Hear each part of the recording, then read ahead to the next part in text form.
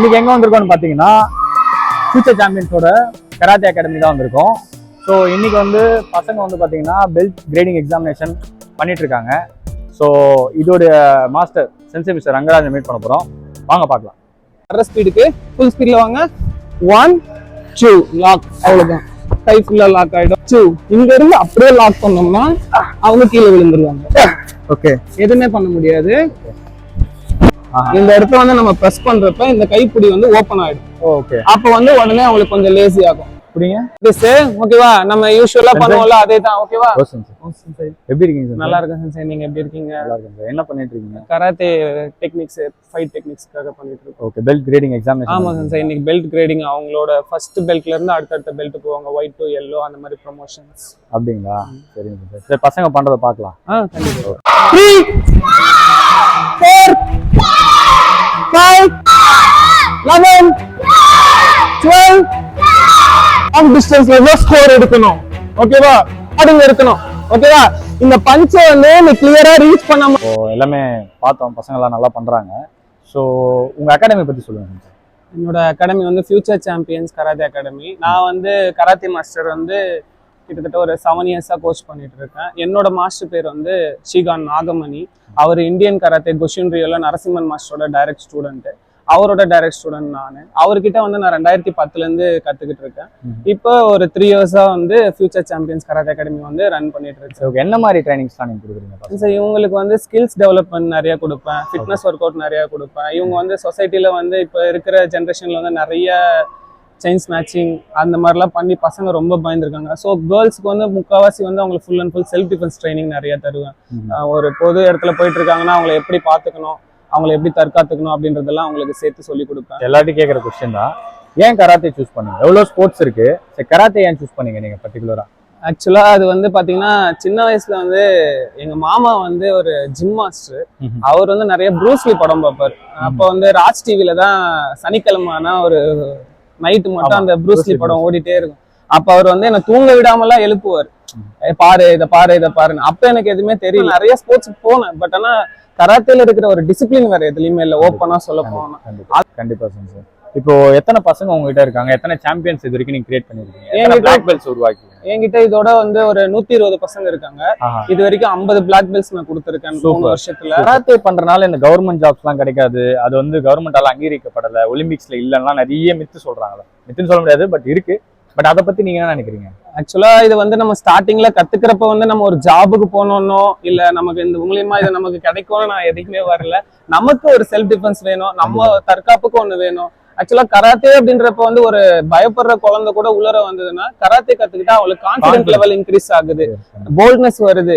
நிறைய பேரண்ட்ஸ் வந்து இப்ப பசங்களை ஏன் சேர்க்கறாங்கன்னா, என் பையன் வந்து யார்கிட்டயும் பேச மாட்டான், எல்லாத்துக்குமே பயப்படுறான் அப்படின்ற காரணத்துக்காக தான் கொண்டு வராங்க.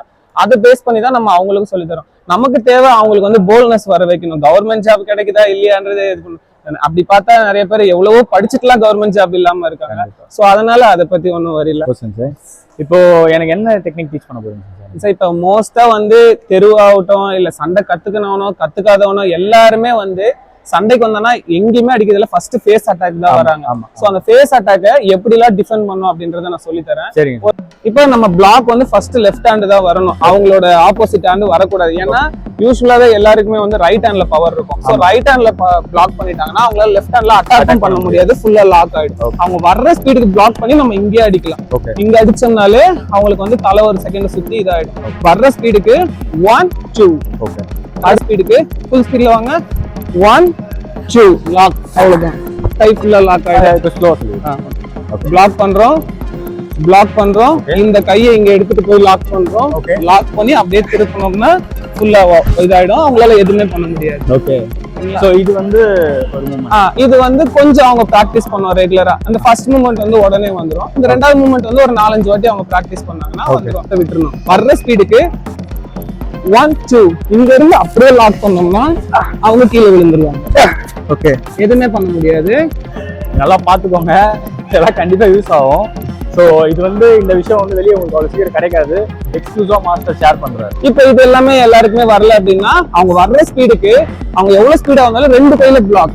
அவங்க வர்ற ஸ்பீடு 1 பிளாக், அப்படியே லாக் பண்ணி நம்ம திருப்பணும்னா அப்படியே கீழே அட்டாக். அதேதான். இங்க இருந்து நீங்க அடிக்கலாம், எது வேணாலும் பண்ணிக்கலாம். இப்போ காலரை பிடிக்கிறான், அந்த மாதிரி சுச்சுவேஷன்ல என்ன பண்ணணும் சொல்லுங்க. புரியுது. இப்போ நான் காலர் பிடிக்கிறேன், இந்த ஹேண்ட் பிடிக்க இந்த ஹேண்ட் எது வேணாலும் பிடிங்க. ரைட்டா? இங்க பாருங்க, இப்ப யூஸ்வலா எல்லாருமே என்ன பண்றாங்க, எடுத்த உடனே ஷர்ட் என்னடா அப்படின்ற மாதிரி தான் பிடிக்கிறாங்க. இங்க பாருங்க, இங்க ஒரு தம் ஒரு இடம் இருக்கும், நம்ம ஒரு தம் ஃபிங்கர் வச்சு அந்த இடத்துல அடிக்கணும்னா இமிடியேட்டா ரிலீஸ். ஒரு செகண்ட் தான் நம்மளோட. ஏன்னா நம்ம இப்ப பிடிக்கிறப்ப இந்த இடத்துல தான் பவர் இருக்கும். ஓகே. சோ நம்ம இப்படி பிடிச்சு அமுக்கணும்னா அது எந்த இடம் வியூவர்ஸ் காட்டு, க்ளோஸ் ஆவாங்க.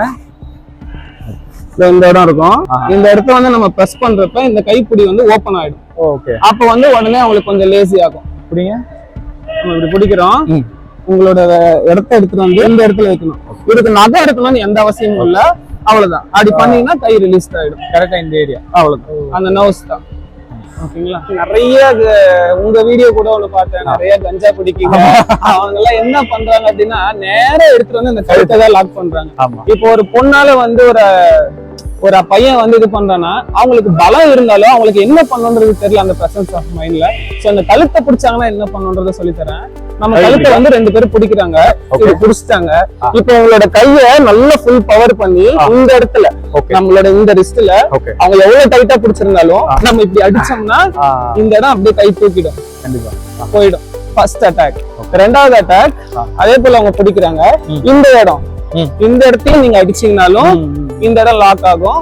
சோ நம்ம ஃபுல் பலத்தோட அடிச்சோம்னா மூச்சு விடவே ரொம்ப கஷ்டமா இருக்கும். ரிப்ல கரெக்டா? ஆமா. அடுத்தது கேர்ள்ஸ்.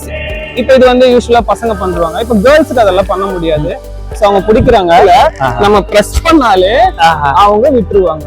ஏன்னா நம்மளோட மொத்த பலமும் இங்கதான் இருக்கும். நம்ம இப்படி அழுத்தும் போது இந்த ஷோல்டரோட இதெல்லாம். ஆமா. சோ அதாவது நம்மளை விட கொஞ்சம் பெரிய, அதாவது பெருசா இருக்க ஆட்கள், பலசாலியா இருக்க ஆட்களுக்கு நம்ம இந்த மாதிரி டைரக்டா அட்டாக் பண்ண முடியாத ஆட்களுக்கு இந்த மாதிரி வைட்டல் பாயிண்ட்ஸ் நம்ம அட்டாக் பண்ணும்போது உங்களுக்கு சொல்லாது.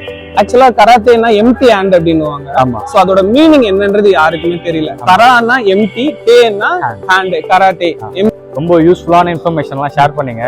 ஸோ இதை பார்த்த எங்களோட ஆடியன்ஸ்க்கும் ப்ளஸ் வந்து பார்த்தீங்கன்னா பொதுமக்களுக்கு ரொம்ப யூஸ்ஃபுல்லாக இருக்கும். கண்டிப்பாக பெண்களுக்கு நிறைய சொன்னீங்க. கண்டிப்பாக. ஸோ உங்களுடைய இந்த சர்வீஸ் ஆக்சுவலாக எனக்கு தெரிஞ்ச வரைக்கும் எவ்வளோ தொழில் இருக்கு, பிஸ்னஸ் இருக்கு, ஏர்ன் பண்ணுறதுக்கு இருக்கு. பட் எனக்கு பொறுத்த வரைக்கும் மார்ஷல் ஆர்ட் சொல்லி கொடுக்குறவங்க எப்பவுமே சர்வீஸ் ஓரியன்ட் ஜாப் தான். இதுல இருந்து பெருசாக யாரும் ஏர்ன் பண்ணதா கிடையாது. கண்டிப்பாக கராத்தே சொல்லி கொடுத்து பணக்காரனாங்க யாரும் கிடையாது. பட் இது சர்வீஸ் ஓரியன்டா பண்றீங்க. இதே மாதிரி இது ஒரு பிசினஸா பண்றவங்க பண்றாங்க, பட் நம்ம ஒரு பேஷனா பண்றோம். சோ அதனால பார்க்கும்போதே தெரியும் சார், கிளாஸ் பார்க்கும்போது உங்களோட எந்தூசியாசம் பார்க்கும்போது சரி. இதே மாதிரி எனர்ஜெட்டிக்கா நிறைய பசங்களுக்கு இந்த ஆர்ட்டை கொண்டு போய் கண்டிப்பா. தேங்க்யூ.